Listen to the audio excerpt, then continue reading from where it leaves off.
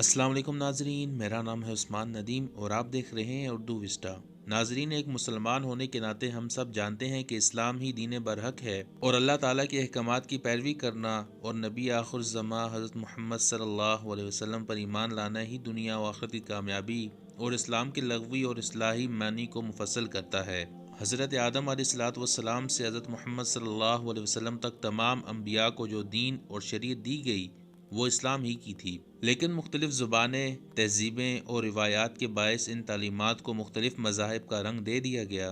اس کے ساتھ ساتھ ان تعلیمات میں رد و بدل اس پیچیدہ صورتحال کی سب سے بڑی وجہ ہے، جس میں خدائے باری تعالیٰ کی برحق تعلیمات جو کہ مختلف ادوار میں مختلف قوموں پر اتاری گئیں اور جس کا مطلب اور مقصد ایک ہی رب کی عبادت کرنا تھا، ان میں رد و بدل کر دیا گیا۔ تاریخ نے ہمیں ان تعلیمات میں غلط فہمیوں کے ہونے کو واضح کیا ہے، جیسا کہ حضرت نوح علیہ الصلاۃ والسلام کا واقعہ، جس میں ان کی قوم نے نیک بزرگوں کے مجسمے صرف اور صرف ان کی یادگار کے طور پر بنائے، لیکن ان کے بعد کی آنے والی نسلوں نے ان مجسموں کو ہی معبود بنا لیا اور ایک نئے مذہب کی ابتدا کر لی، جب ان کے وہ بزرگ جن کے انہوں نے مجسمے بنائے تھے وہ خود حضرت ادریس علیہ الصلاۃ والسلام کی شریعت پر عمل کرتے تھے۔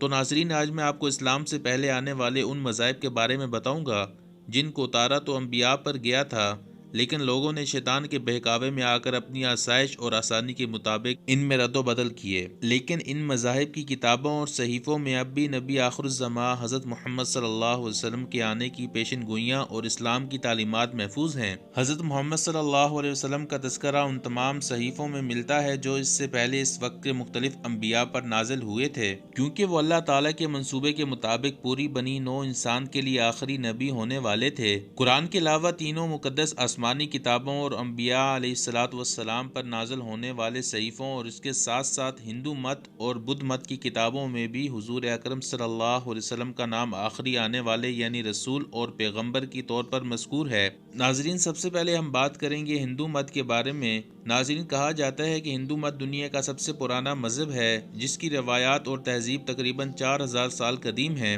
جس کے آج تقریباً 900 ملین ماننے والے ہیں، اور یہ مذہب عیسائیت اور اسلام کے بعد تیسرے نمبر پر دنیا کا تقریباً سب سے بڑا مذہب ہے۔ لیکن مندرجہ ذیل ہندو صحیفوں میں آپ کو نبی اکرم صلی اللہ علیہ وسلم کی آمد کا ذکر ملتا ہے، جس مذہب میں بتوں کی پوجا کی جاتی ہے۔ بھوشیہ پرانا کے مطابق پرتی سارک پرو کھنڈ 3 ادھے 3 شلوکا 5 سے 8 تک میں آتا ہے، ایک ملیچا غیر ملک سے تعلق رکھنے والا اور غیر ملکی زبان بولنے والا روحانی استاد اپنے ساتھیوں کے ساتھ نمودار ہوگا۔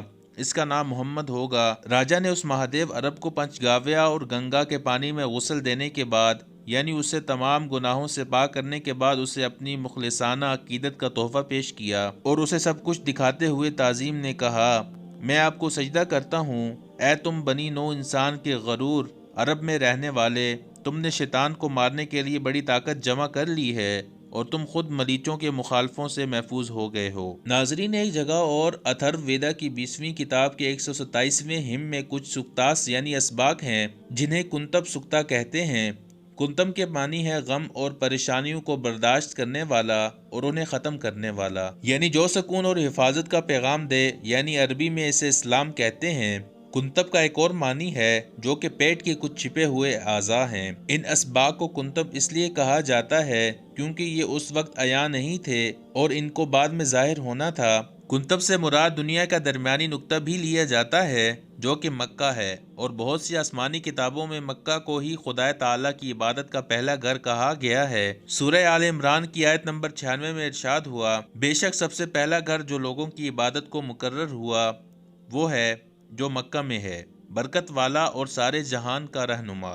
یعنی معلوم ہوا کہ کنتب مکہ کو ہی کہا گیا ہے۔ کنتب سکتا میں مذکورہ اہم نکات یعنی اتھرو ویدا کی کتاب نمبر 20 ہم 127 کی آیت نمبر 1 تا 13 میں آپ علیہ الصلاۃ والسلام کے بارے میں آتا ہے، وہ نارا شنسا یا قابل تعریف محمد ہے، وہ قورامہ ہے، امن کا شہزادہ یا ہجرت کرنے والا، جو 60,000 نوے دشمنوں کے درمیان بھی محفوظ ہے۔ وہ اونٹ پر سوار رشی ہے جس کا رتھ آسمان کو چھوتا ہے۔ وہ ماہ مہا رشی ہے جسے سونے کے 100 سکے، 10 ہار، 380 सवारियां और 10,000 गायें दी जाती हैं। इसी तरह की पेशन गोई ऋग वेदा की किताब नंबर 1 हिम 53 आयत नंबर 9 में भी पाई जाती है। संस्कृति लफ्ज सुश्रामा जिसका मतलब है काबिल तारीफ या अच्छी तारीफ, जिसका अरबी में मतलब है मोहम्मद। सामवेदा की दूसरी किताब के हिम 6 की आयत नंबर 8 में भी नबी अकरम सल्लल्लाहु अलैहि वसल्लम की पेशन गोई की गई है। अहमद ने अपने रब से अब्दी कानून का इल्म हासिल किया, मैंने उससे रोशनी हासिल की जैसे सूरज से। पुराना, जो कि हिंदुओं की एक मुकद्दस किताब है, जिसमें बताया गया है कि कल की अवतार पूरी दुनिया और तमाम इंसानों की रहनुमाई के लिए इस दुनिया में खुदा के आखिरी रसूल होंगे। वेदों में बताया गया है कि खुदा कल की अवतार को अपने फरिश्ते के जरिए एक गार में सिखाएगा, जैसा कि अल्लाह ताला ने अपने रसूल सल्लल्लाहु अलैहि वसल्लम को हज़रत जिब्राईल अलैहिस्सलाम के जरिए गार हिरा में तालीम दी थी। नाजरीन, वीडियो का इख्तिताम करते हुए आपको बताता चलूँ कि इंसानी तहजीब को इस मकाम तक पहुँचने में कई साल लग गए जहाँ हम इस वक्त मौजूद हैं। आज हम देखते हैं कि इंसानी जहन अपने उरूज पर पहुंच चुका है और कुरान मजीद दुनिया के किसी भी सहीफे से ज़्यादा इंसानी जहन को नसीहत करता है। जैसा कि कई मकामात पर लिखा गया है कि क्या तुम नहीं सोचते और तुम गौर करो। पिछले तमाम सहीफों को इनकी असल शक्ल में महफूज नहीं किया गया और बाद में लोगों ने इसमें रद्द-ओ-बदल किया, क्योंकि इंसानी जहन इतना पुख्ता नहीं हुआ था कि वो खालिक के अल्फाज को महफूज करने के बारे में सोच सकता। और कुरान मजीद और नबी अकरम सल्लल्लाहु अलैहि वसल्लम की सीरत ही दो ऐसी चीज़ें हैं जो अपनी असली हालत में मौजूद हैं। नाजरीन, आज के लिए बस इतना ही। मिलते हैं अपनी अगली वीडियो में। आपका और मेरा अल्लाह ने